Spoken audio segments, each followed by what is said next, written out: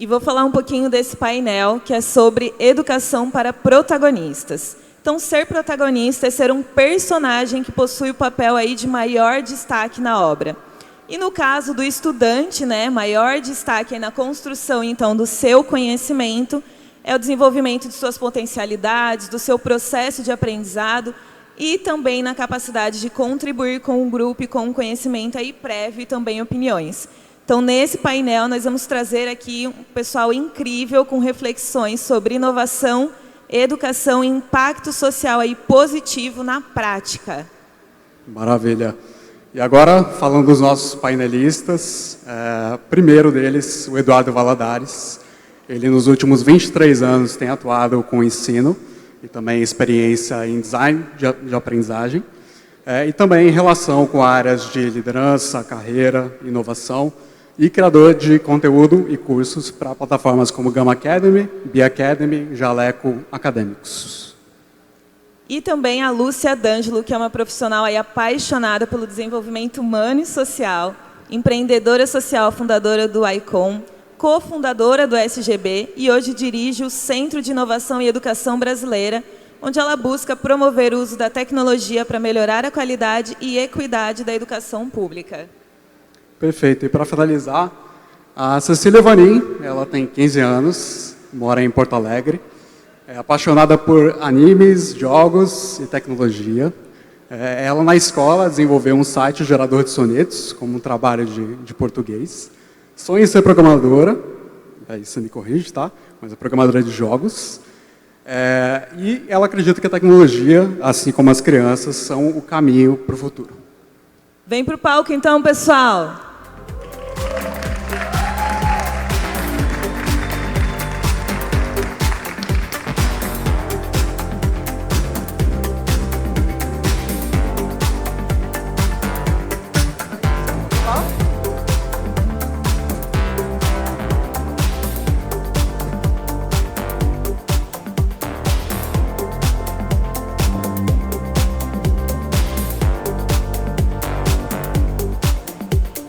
Boa tarde.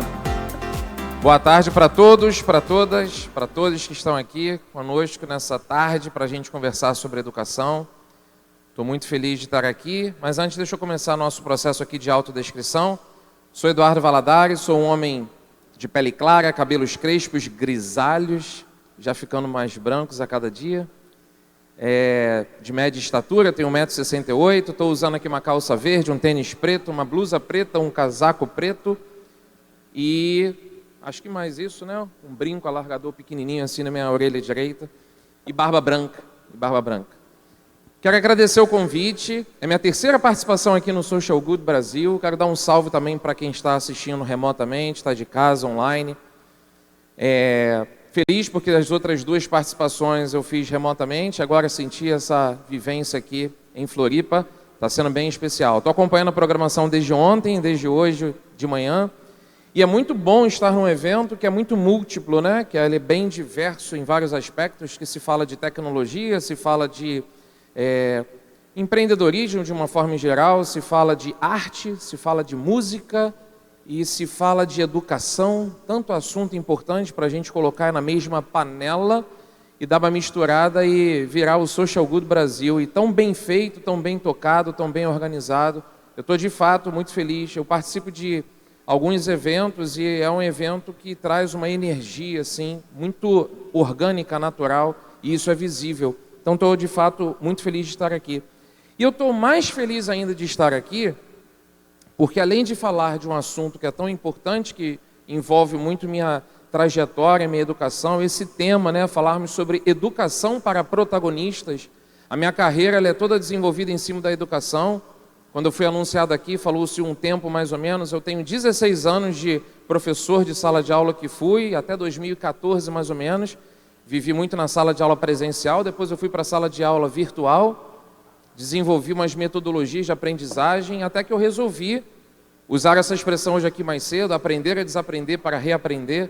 Resolvi fazer uma transição aí de carreira. Eu criei um projeto que tem a ver com o EduVLLD, que é o meu nome, Eduardo Valadares, mas também para desenvolver a articulação de duas palavras importantes, ao meu ver, a educação e a vulnerabilidade. Então, hoje eu estou desenvolvendo um trabalho que é para relacionar a aprendizagem com o sentir. Para isso, eu estou registrando, batizando um termo chamado aprendabilidade, que é a habilidade de aprender com vulnerabilidade. E aí, para encerrar essa minha fala e aí sim apresentar as outras pessoas que estão comigo aqui, tem mais um último motivo de eu estar mais feliz, que eu deixei por último, que é o argumento mais forte, que é o fato de eu ter sido professor e conviver com muitos jovens, adolescentes, e por participar também de muitos eventos de educação, mas quase sempre em geral em evento de educação, a gente vê muito educadores e educadoras, professores e professoras, líderes falando sobre educação, mas a gente quase não vê, tanto na plateia quanto principalmente até no palco, adolescentes, jovens falando sobre suas visões de educação. Então o tema é muito propício a isso. Eu me sinto aqui muito feliz de estar com duas pessoas geniais aqui ao meu lado, a Lúcia Delanello e também a Cecília Vanin. Tive muito orgulho de ontem à noite ter saído para jantar e sentei ao lado da Cecília e trocamos altos papos. Eu estava até lembrando hoje, Cecília, mais cedo, com quem eu conversei ontem à noite, e você foi a pessoa com quem eu mais fiquei conversando na mesa. E a gente trocou altos papos assim, o que ela faz, o que ela sente do mundo, o que ela sente da escola. Eu acho que o papo aqui, inclusive, vai girar em torno disso, tá? Então, mais uma vez, muito obrigado, estou muito feliz. Então, agora, Lúcia, se apresenta aí para o pessoal, faz a sua autodescrição e depois a Cecília, por favor.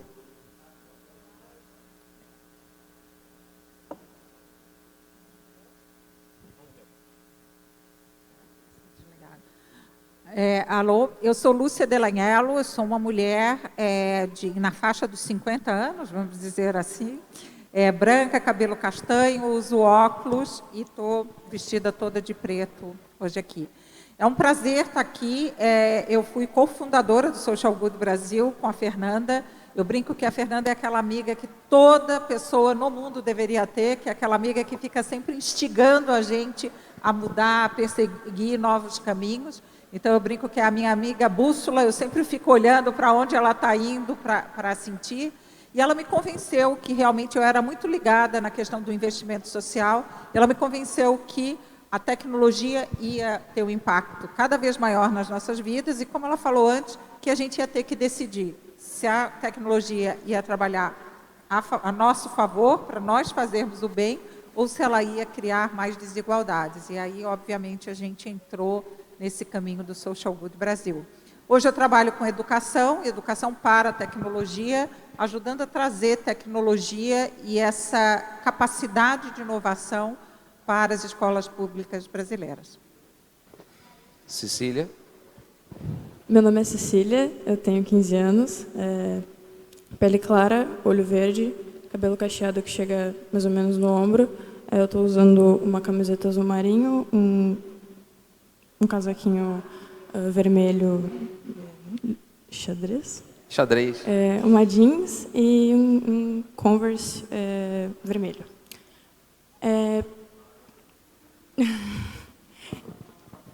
Eu estudei programação já, com 8 anos de idade conheci,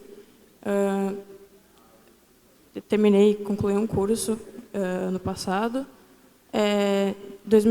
Entre 2019 e 2021, ano passado, eu fiz homeschooling, né, estudei em casa. Gosto muito de programação, né, tecnologia. Tenho um histórico já de falas, eu falava muito sobre mulheres na tecnologia, né, acho que é um dos motivos de eu estar aqui agora.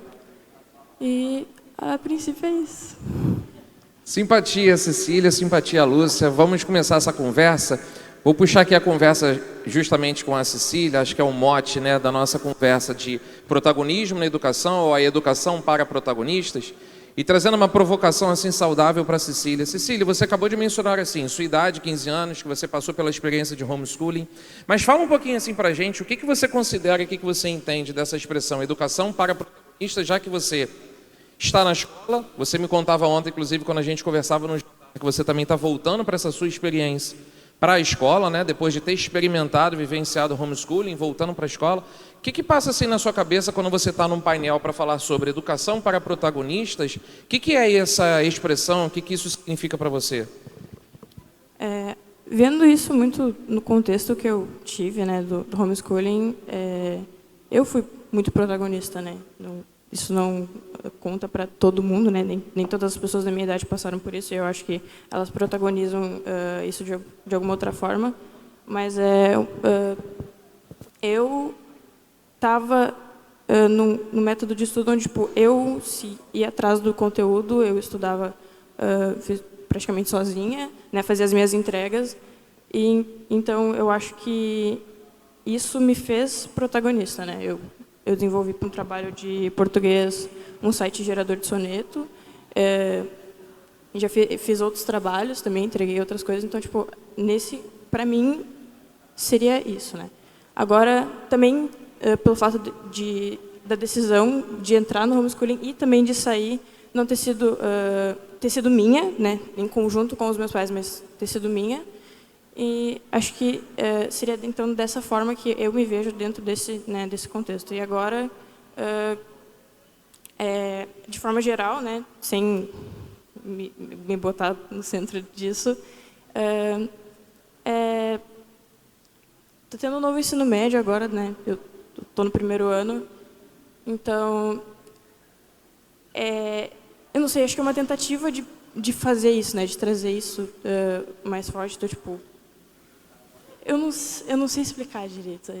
Ele está fazendo sentido? Está fazendo sentido. Eu vou te ajudar, porque a gente conversava tanto ontem quanto hoje à tarde, um pouquinho mais cedo. Até eu e a Lúcia perguntamos um pouquinho para você, queria também que o pessoal entrasse um pouco nesse contexto, né? O que fez você, na época, de tomar a decisão de fazer o homeschooling, né? Por que você quis fazer o homeschooling e depois por que você quis retornar à experiência da sala de aula? Era um pouquinho do que você dizia agora, mas acho que o pessoal ainda não sacou. O que fez você querer parar e estudar em casa? É até um cenário engraçado, porque eu não lembrava exatamente o exato motivo. Eu ouvi meu pai comentar recentemente que eu cheguei da escola extremamente indignada, porque era semana de Copa, e aí a gente iria assistir a Copa na escola, mas tipo, ia ser obrigado a assistir, a gente não ia estar estudando, só que se tu faltasse, tu ia receber falta, tipo, ia estar lá no teu boletim que tu faltou aula. Então eu fiquei tipo, pô, que é isso? Não faz sentido.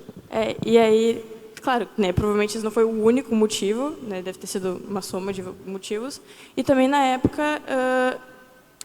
com isso, eu tinha um amigo, né, eu fiz um curso de programação, eu tinha um amigo que ele fazia homeschooling e meus pais já conheciam sobre esse método. Então, com isso, a gente tomou essa decisão, conversamos muito sobre, pensamos muito como é que seria, né, porque não é algo igual para todo mundo que pratica, né, tipo, a gente ia estudar como é que eu ia estar estudando, e aí acho que esse foi o motivo de eu ter entrado. E aí, para voltar, como eu era algo muito eu comigo mesma, eu sento, eu estudo e eu faço as minhas entregas, eu comecei a me sentir um pouco insatisfeita com os meus próprios resultados. Então, com esse negócio, tipo, eu estou entrando no ensino médio, né? Entrei no ensino médio, é um novo ciclo, querendo ou não.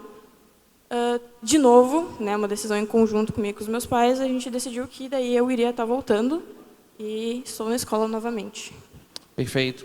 Acho que a mesma colocação que eu trouxe aqui para a Cecília já viu assim, a visão dela do tema, né, de educação para protagonistas, queria agora levar para a Lúcia. Lúcia, como é que você enxerga esse tema e principalmente depois da fala da Cecília também? Olha, a história da Cecília exemplifica exatamente o ponto que eu queria trazer para vocês e que nas últimas semanas tem estado na manchete de todos os jornais e revistas. Duas manchetes, gente. O Brasil tem o maior número de jovens de 15 a 24 anos chamado nem. Nem estuda, nem trabalha. Em todos os países do mundo onde foi feita a pesquisa, o Brasil é o segundo lugar, com 36% dos jovens, quase 40% dos jovens no Brasil declaram que não estudam nem trabalham. Da idade da Cecília, um pouquinho mais velho que a Cecília. A segunda manchete é que, depois da pandemia, muitos jovens optaram por não voltar para a escola. E aí a evasão, né, o abandono da escola no ensino médio está enorme. num país que eu tive que ler 3 vezes essa manchete para acreditar que menos da metade da população brasileira tem ensino médio completo. Vocês acreditam isso? Menos da metade da população brasileira tem ensino médio completo. E o que está acontecendo? Os poucos jovens que estavam na escola estão optando em sair da escola. O que está por trás, gente, dessa manchete, que para mim é a manchete de uma tragédia?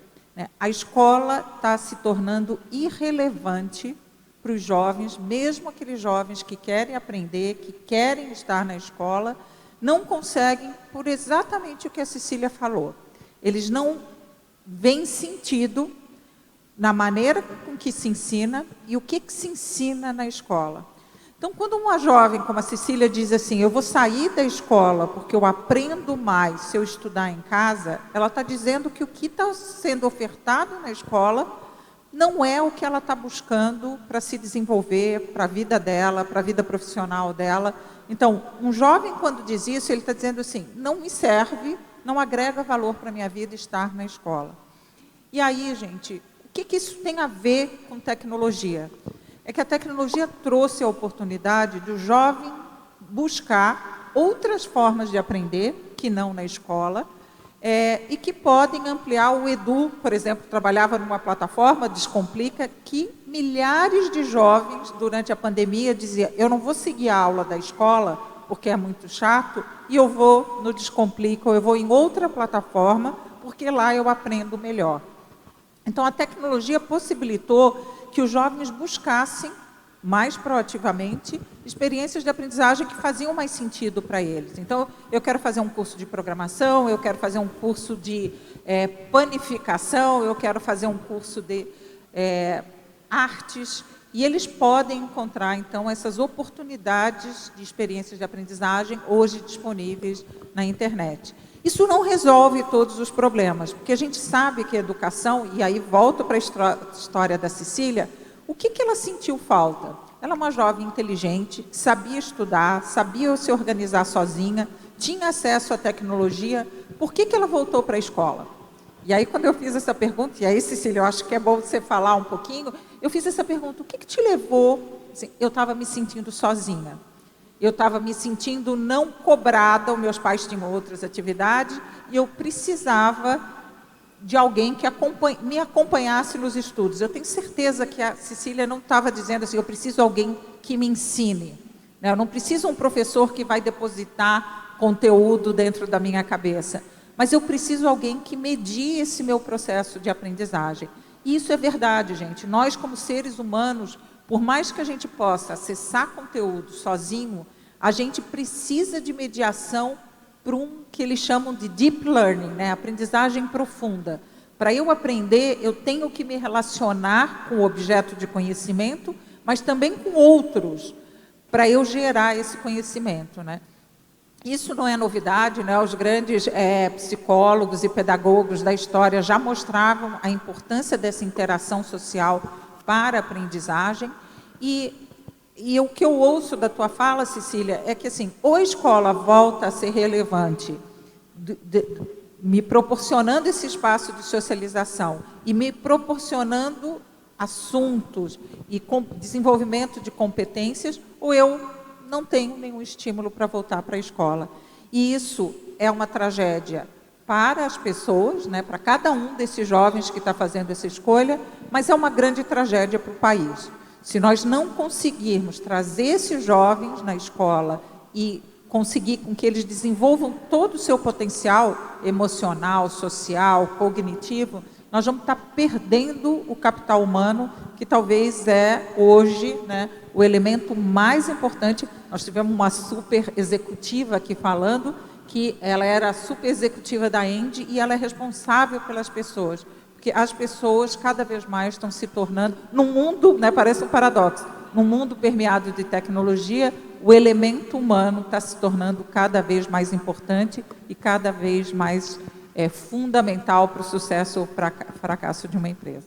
Eu vou aproveitar essa fala sua agora, Lúcia, e trazer o gancho para a Cecília mais uma vez. conversar um pouco com a gente sobre essa experiência dela, né, do retorno da sociabilidade com a escola. Mas antes eu queria fazer uma pontuação aí que eu acho que é bem pertinente com a expressão experiência de aprendizagem. A minha experiência profissional me mostrou também ao longo do tempo, e eu não quero aqui estar em absoluto com a voz da razão, é apenas uma visão, depois a gente pode conversar mais. Eu hoje sou um crítico, Cecília, Lúcia, pessoal que está aqui prestando atenção, acompanhando, de que parece que a gente tem apenas um sistema a ser seguido. Parece que a escola nos prepara para um único sistema a ser continuado em tempo. Eu sou professor, eu não estou professor neste momento, mas eu sou professor de formação, eu sou um defensor da escola, a escola ela sempre vai existir, ela precisa existir, mas eu sou um grande, hoje, defensor de uma escola diferente ou diferenciada, do ponto de vista formato, conteúdo, estrutura, linguagem. Eu penso, por exemplo, que a gente está há décadas pensando muito no estudo da neurociência, e eu também sou um estudioso de neurociência e defensor da neurociência. A gente fala muito do poder do cérebro, do estudo do cérebro, da capacidade do cérebro, como aprender melhor pelo cérebro. Acho que isso tudo faz sentido, mas eu vejo um ponto cego um pouco nessa história, nessa conversa, quando a gente fala em educação, que a gente não fala na inteligência ou na aprendizagem do sentir. E aí é que entra então o gancho do que a Lúcia estava trazendo, que eu quero trazer então agora a conversa com a Cecília. O que eu chamo dessa aprendizagem ou dessa inteligência do sentir? É o campo das emoções. Parece que a gente acaba tratando todo mundo de maneira igual, padronizada, então parece que todo mundo tem que assistir, repetindo de propósito, ao mesmo formato, ao mesmo conteúdo, à mesma linguagem, à mesma estrutura, sem que a gente leve em consideração estilos, intenções, vontades, desejos, que levem a escolhas diferenciadas no futuro. Por que eu preciso e tenho que sair da escola para fazer uma carreira X, Y e Z, quando hoje você tem carreiras 3X, 3Y, 3Z, JW e tantas outras que nem tem nome? E por que precisa ter nome? Eu estava aqui ontem assistindo a programação, eu estava aqui hoje assistindo a programação, e a gente ainda insiste às vezes em repetir que a gente tem que desenvolver as habilidades que o Fórum Econômico Mundial disse que tem que ter. Mas por que tem que ter? Primeiro, quem eu sou? Talvez acho que a tecla, a palavra do autoconhecimento é que a gente ainda não está acessando. Eu fiquei encantado, estou encantado com a Cecília, porque me parece que a Cecília é a pessoa que está parando, está se olhando, está se sentindo, está conversando com os pais. Eu também fiquei encantado com os dois pais dela ontem, o pai, a mãe e os irmãos. E assim, que família bacana que ouve a Cecília, que respeita a Cecília e que fala: Cecília, vamos então tocar isso? Cecília, então agora a pergunta para você: como é que você se vê diante dessa situação assim? Pensar numa escola diferente, num formato diferente, numa linguagem diferente. Que tipo de proposta sua, de uma jovem de 15 anos, você poderia colocar assim para uma plateia assim que está te assistindo, presencialmente, remotamente? O que a escola não pode ter de acréscimo para se renovar, para se melhorar? A escola é boa, mas o que ela não poderia ter para ficar melhor, na sua visão? Eu vejo a escola muito como um meio social, né? Como foi falado, que eu sentia muita falta, né, de ter amizades. E agora, tendo isso, acho que é algo que pode se trabalhar em cima, né? Porque tipo, a maioria das pessoas da minha idade, eu acho que vão para a escola para poder interagir, sabe? E a graça, no final das contas, é muito disso. E a escola também é um ambiente muito conteudista, né? Então, eu vou aprender o conteúdo nessa semana, daí semana que vem já tem uma prova, e aí, tipo, às vezes não é sobre isso. E aí, não sei dizer, talvez trabalhar, sabe, com isso. Porque, tipo, é basicamente a proposta da escola que não é, tipo, resposta, sabe? É o que está por trás, sabe? No final das contas. Então, tipo, brincar com isso.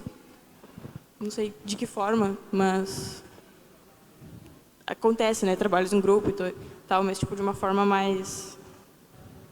menos teórica?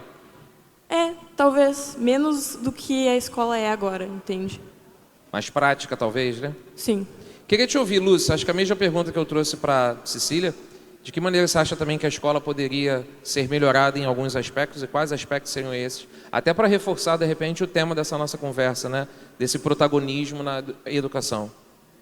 Olha, voltando ao ponto que eu fiz ontem, a escola precisa se transformar em como ela ensina e o que ela ensina. E o que ela ensina, durante alguns anos, o Brasil discutiu a Base Nacional Comum Curricular, porque todo mundo estava se deparando assim, com um mundo que muda tão rapidamente, o que nós temos que ensinar para os jovens? O que deve estar no currículo?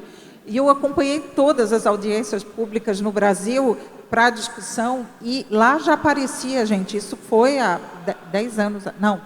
8 anos atrás, lá já aparecia essa dicotomia, essa fragmentação entre um Brasil conservador que queria conteúdo, que queria valores familiares e tal, e um Brasil que queria já partir para competências mais amplas, incluir socioemocional como parte da educação. Então, ali já dava para captar essa fragmentação na sociedade brasileira. Mas coisas que você falou, Edu, que estão muito claras hoje, que a neurociência mostra. Nem todo mundo aprende ao mesmo tempo e da mesma maneira. Então, a função da escola seria criar experiências de aprendizagem onde os alunos escolhem a melhor forma de aprender. E aí, por exemplo, se é uma aula expositiva, se é um professor falando, não faz diferença se ele está presencialmente ou se ele está na casa dele, deitado na cama dele, ouvindo. Agora, se for uma experiência mão na massa, que você tem que fazer um protótipo, uma solução de um problema real, você vai ficar totalmente por fora se você ficar na sua cama em casa. Então, isso motiva os jovens a irem para a escola, porque ele tem uma razão clara, prática, de estar lá e usar aquele espaço. Isso, gente, o grande gargalo, tem vários gargalos para a gente fazer essa transformação da escola, hoje está no papel do professor. Nessa educação, onde você tem múltiplas experiências de aprendizagem, onde você tem que respeitar a individualidade, o professor se pergunta assim, como é que eu dou conta?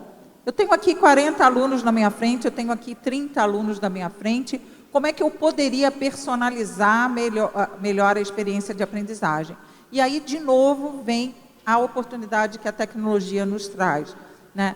Enquanto alguns alunos estão fazendo uma simulação de um experimento no computador, outros podem estar sentados numa roda com o professor, discutindo alguma questão socioemocional que eles precisam estar... Então, essa organização da escola, de aulas de 1 hora ou de 45 minutos, uma disciplina separada da outra, claramente já não responde mais. E aí, esse é o ponto que eu queria enfatizar, já não responde mais o que os jovens querem e o que o país precisa. Então, essa transformação da escola, ela é urgente, não dá mais para a gente... eu fiz uma palestra esse dia para empresários e eu trouxe só números, porque você sabe que empresários gostam de números, porque eles não acreditam muito no que uma psicóloga fala.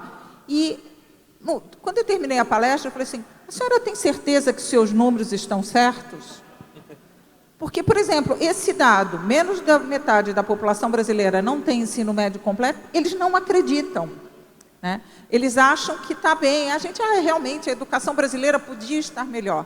Não é que podia estar melhor, nós estamos vivendo talvez a maior crise do país, ela não é política, ela não é econômica, mas ela é educacional.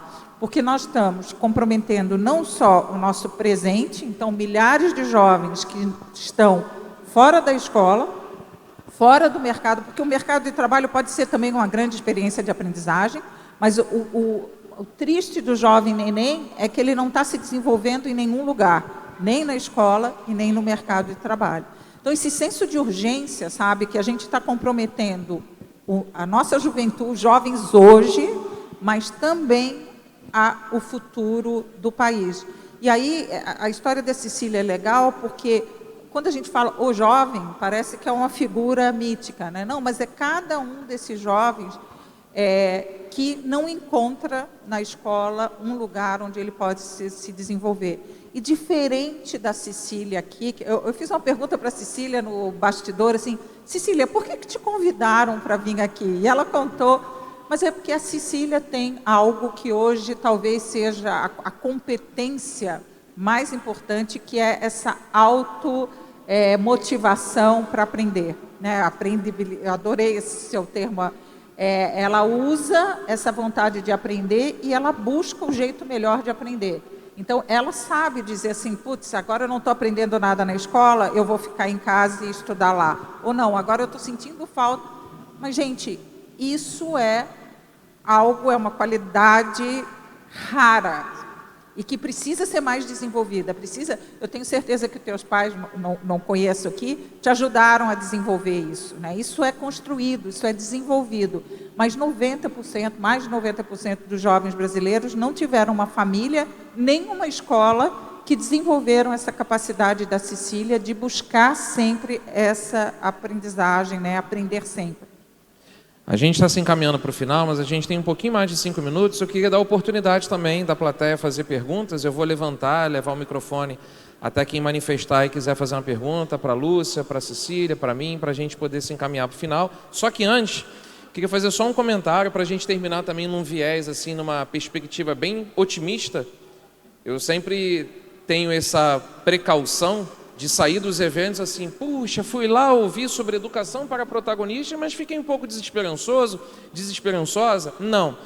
Eu vou dar 2 exemplos de 2 situações assim que eu penso que protagonismo na educação, ela acontece também quando a jovem, o estudante, a estudante manifesta essa vontade em querer aprender. A Lúcia, nessa sua última colocação, parece que a Lúcia trouxe essa fala um pouco, parece que gira assim uma nuvem que ninguém está querendo estudar, que ninguém está querendo aprender. Eu quero trazer 2 exemplos que são os contrários disso.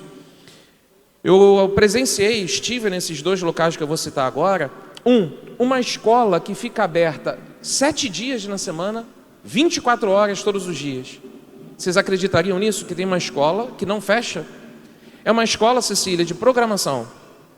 Lá no Rio de Janeiro, tem uma filial, em São Paulo tem uma outra. É uma escola que vem de uma inspiração da França, se chama Escola 42.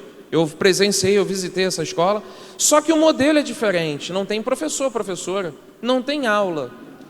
A gente fala muito em PBL, que é o Problem Based Learning, ou Project Based Learning. Lá é mais ou menos o Challenge Learning, que é aprender por desafio. Então, são desafios de programação em que você coloca grupo de 4, 5, 6 estudantes que precisam daqui a 2 semanas resolver um problema. Elas ali juntas vão resolver essa questão e apresentar. Tem avaliação, tem prova, mas é um sistema diferente. Ninguém ali está estudando para fazer o concurso do vestibular para medicina, para direito, para engenharia, as carreiras clássicas do século XX. A gente já está na 3ª década do século XXI. A parada já mudou. Tem escola mudando, e isso é muito importante, isso é muito positivo. O segundo exemplo que eu trouxe para dar é de uma outra proposta, já é faculdade, chamada Instituto de Tecnologia e Liderança, fica em São Paulo, que também é uma proposta de ligar, né, relacionar tecnologia com as capacitações socioemocionais. É a parte da liderança pessoal, de você formar profissionais para o mercado de trabalho que levem essa visão tanto da tecnologia quanto da liderança pessoal. Já existem novos formatos, estruturas, linguagens, conteúdos aparecendo por aí. Resta saber o quanto estamos abertos e abertas a aceitar o novo. Ou ainda a gente vai continuar reproduzindo os modelos escolares únicos existentes lá do século XX, os que eu estudei. E eu já estou aí para quase 30 anos que eu saí do ensino médio. Entenderam aqui a conversa? Dito isso, vou levantar e vou perguntar aí mais uma vez. Alguém quer fazer alguma pergunta para a Lúcia, para a Cecília? Eu saio daqui, vou até aí levar o microfone, se vocês quiserem. Meu amigo está com o microfone ali. Se quiser, manifesta aí a vontade de fazer uma pergunta para a Lúcia, para a Cecília, para mim, sobre o tema. Aqui na frente, ó. Que bom, uma pergunta.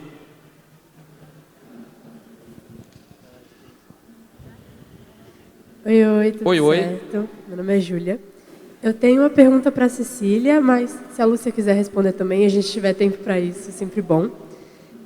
Vocês falaram bastante sobre o porquê da gente estar vivendo uma crise educacional bizarra no país nos últimos tempos. E agora, no final do ano, a gente está chegando na época dos vestibulares e do Enem.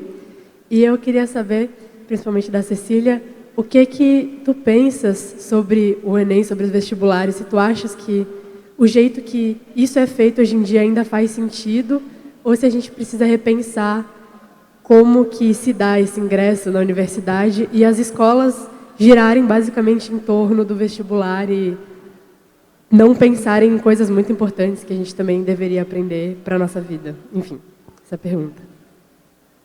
Eu acho que se eu falar que eu não pretendo fazer, é bem...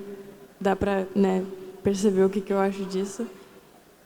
Eu não concordo muito, porém, eu vejo que, às vezes, não na questão de, tipo, provar teu conhecimento, mas, tipo, é um caminho para você conseguir, sei lá, conseguir entrar numa faculdade para daí você conseguir ser renomado, assim, tem, tipo, eu tenho um diploma, um bagulho. Mas, tirando isso, eu realmente não vejo muito, sabe, eu não concordo, não gosto. Basicamente isso. Eu vou tomar a audácia de complementar um pouco a resposta da Cecília, mas obviamente que ela falou por ela, deu a resposta dela. Mas todo mundo aqui acompanhou e lembra na hora que eu fiz um comentário sobre de ter um único sistema? É um pouco sobre essa sua pergunta, né? De que maneira a gente poderia sair da escola com a possibilidade da saída A, saída B, saída J, saída W? Por que a saída só pode ser fazer o vestibular para concorridas carreiras, eu tenho que seguir uma carreira e escolher isso por pressão aos 17, 16, 18 anos, sem eu nem saber quem eu sou de fato? E, de repente, ensinar um pouco. Olha, existe programação, existe outro sistema aqui, existe outro sistema ali. Tudo bem se você escolher, de repente, seu próximo caminho com 20 anos e tal.